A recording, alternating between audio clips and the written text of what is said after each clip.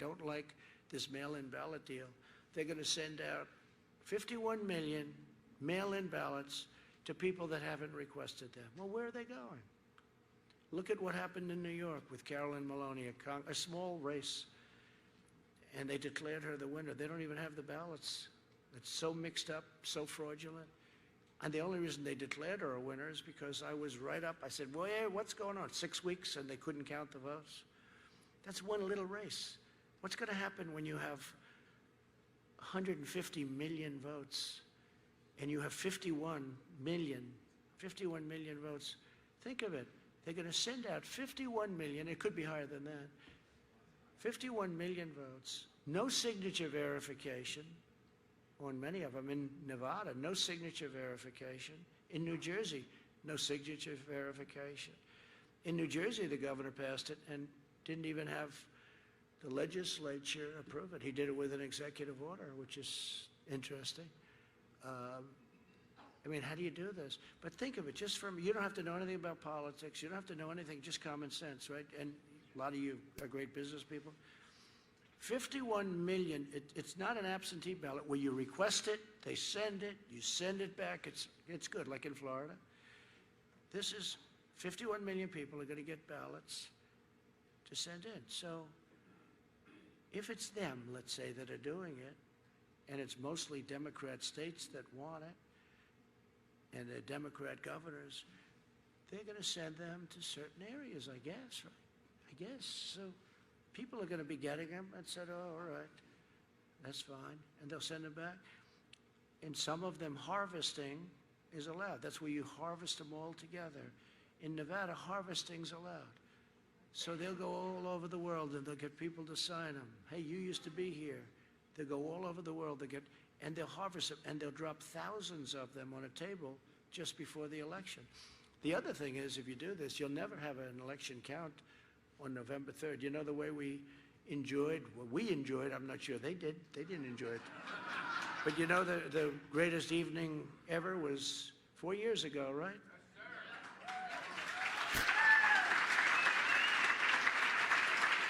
And that night, 4 years ago, that was an extraordinary night. But we knew that night. In fact, we really knew before 9 o'clock, even though it took like 2 o'clock to call it. They refused to call Pennsylvania, which we had. If we lost every single vote, right? Remember, there was 2 points, 2 left, and 2 points left. And if we lost every vote, we won Pennsylvania. They refused to call it, but they called Wisconsin. They called Michigan. They called places that haven't done really very well for Republicans. But, you know, if you look at Michigan now, we're building many car plants. They hadn't built car plants in 42 years. We're expanding and building car plants. I mean, a lot of good things are going to happen, but you're not going to be able to know the end of this election, in my opinion, for weeks, months, maybe never, maybe years, but maybe never, because once you go past the first week, you're never going to know what's going to happen. They're going to be taking them and hiding them. You saw what happened in Broward County in Florida, where they were every day, 10,000 gone, 10,000. Rick Scott, he was great, the way he did that. And we helped him a lot. And Governor DeSantis, right? 10,000, 10,000, 10. If we would have waited a couple of days, you wouldn't have had the same governor and you wouldn't have had the same senator. We took very strong action because it was obvious what was going on. So now you're going to have 51 million ballots, Tom. Where's Tom? Tom, where is he? Stand up, Tom. Were you Tom Fitton? I don't know.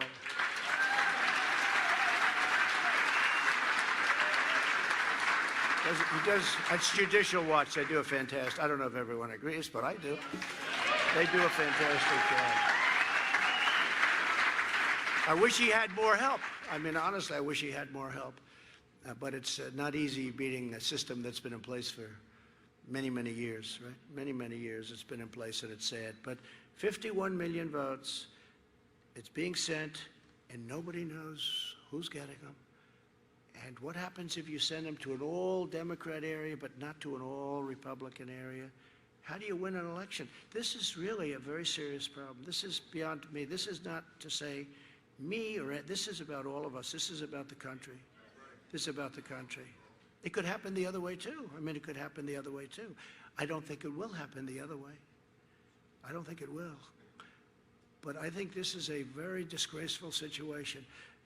I really don't think that you're going to know anything on the evening, anything meaningful or anything real on the evening of November 3rd. I don't think you're going to know anything. You're not going to know what happened. I don't think you'll know 2 weeks later. I don't think you'll know 4 weeks later. And I don't know what's going to happen. You know, there's a theory that if you don't have it by the end of the year, crazy Nancy Pelosi would become president. You know that, right? No, think of that. Think of that. There's that mad theory, too. You have heard that theory. Now, I don't know if it's a theory or a fact, but I said, that's not good. That's not good. No, there is a theory that if you don't have it, and that's part of their whole act, that if you don't have a choice, that the Speaker of the House becomes president. And that, I think, goes into effect either on the 20th or the 1st. And put that in the hopper. Add that to everything else. It's a disgrace. They know it's filthy, dirty. Paterson, New Jersey, Virginia, New York, many cases all over the country. Just recent, I'm talking about recently. And it's not even the post office, although the mailmen become very popular people, I have to tell you that. That's happened too. That's happened too, even mailmen.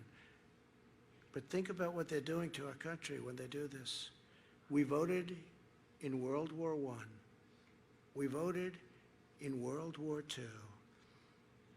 And now we can't vote anymore.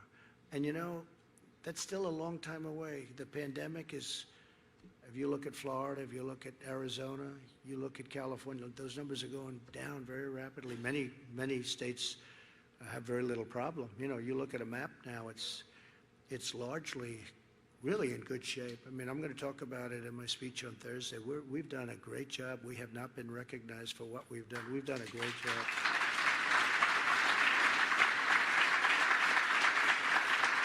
So in 2.5 months from now, we'll be in, you know, good shape, and we're going to be in really, I think, potentially really good shape.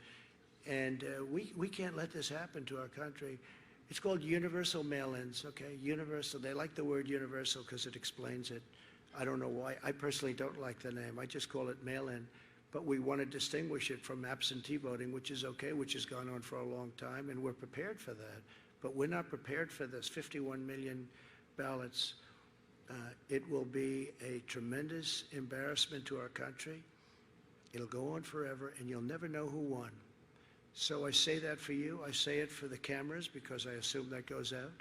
But I will tell you that this is a very serious problem for a great democracy. This is a very, very serious problem. And something has to be done about it.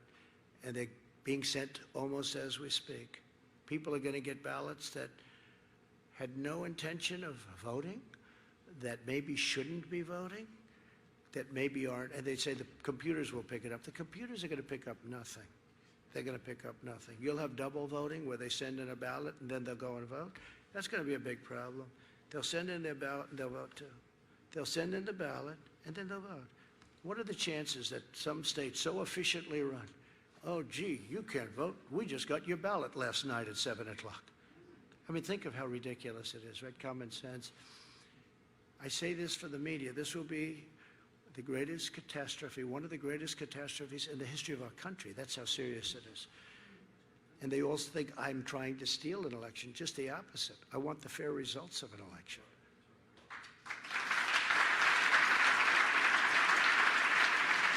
So the damage that they inflict will not just last a year or an election cycle. It will echo for generations, and we may never be able to escape, no matter how great our future leaders. We may never, ever escape from the damage that will be inflicted if the radical left takes over the presidency.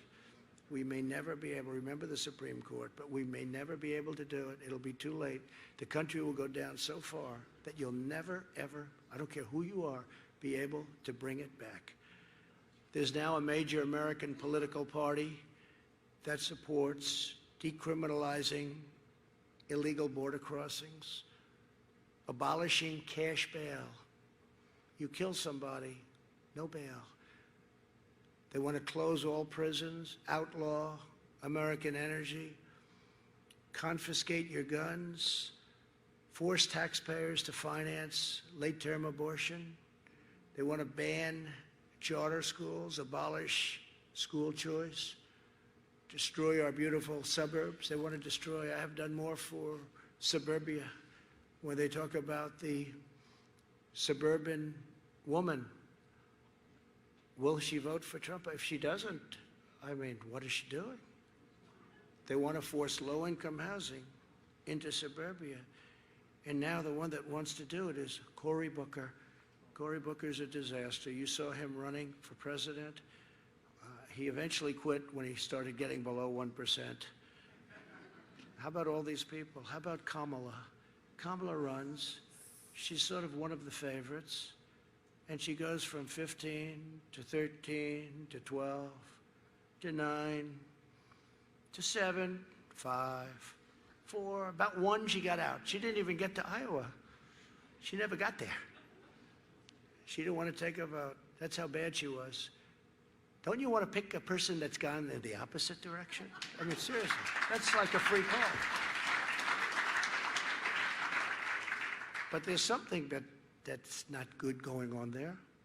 I don't think it was a good choice. It was my #1 draft pick. I did say that. They said, how do you like the choice? I said, that was my #1 draft pick. But I meant from my standpoint. But think of it, she was one of the favorites, and she went down like a rock. So it's one of those things. I believe it's one of the worst things going on now is the abolition of police, or even the partial abolition of police. So we have to expose this dangerous left-wing movement. We must defeat it, and with an optimistic vision for America's future, we can be greater than ever before. We will be greater than ever before. With your help, that's exactly what we're going to do. We'll once again build the greatest economy in history. We had it. We had to let it go to save millions of lives, and now we're building it again. We'll fully restore America's manufacturing independence, bring home our critical supply chains, and permanently end our reliance on China. We're going to lower drug prices.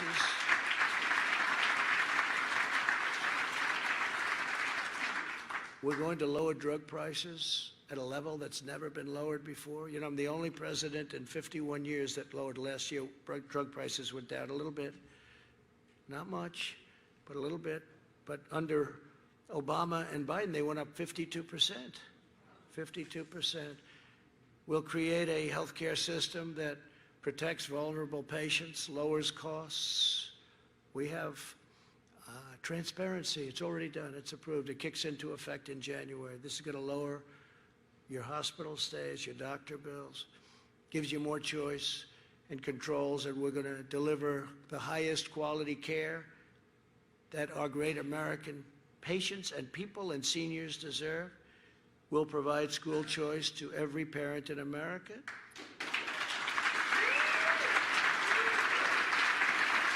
We'll appoint more conservative judges and justices.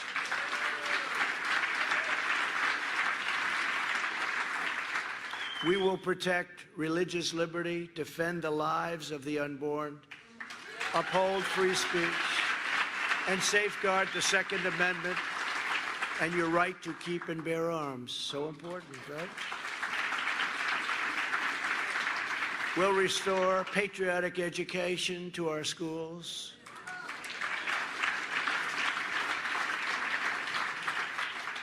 I mean, what they're teaching students today is incredible. They come home, it's like a different world. What is it, 16, 19 now? All of a sudden they change. Now they're thinking about making another change because they don't like that. But I don't know, so I guess 1492, Columbus discovered America. 14. You know, and that's what we all, 1492, Columbus discovered America, right? That's what it was, right? Now they want to sort of get that, and poor Columbus, they're ripping those. Poor Christopher.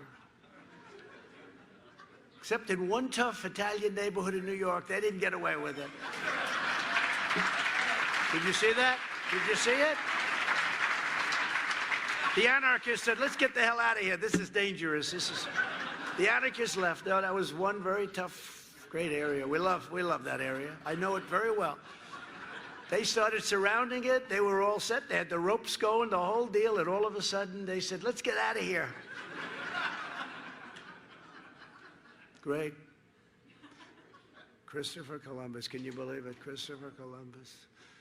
We will restore patriotic education to our schools and teach our children to love their country, honor our history, and respect our great American flag.